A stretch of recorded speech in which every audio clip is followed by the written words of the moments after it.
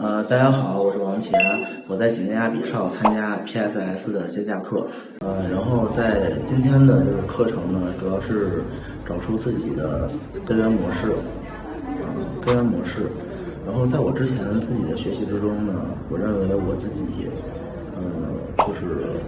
有个问题的卡点就是我太过于在意别人的看法，但是上了课之后呢，我明白。我之所以在意别人的看法，是因为我内心觉得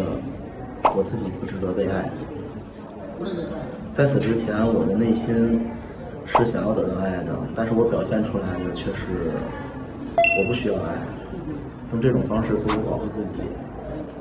上完课之后，我知道我内心需要爱，并且我也会表现出我需要爱，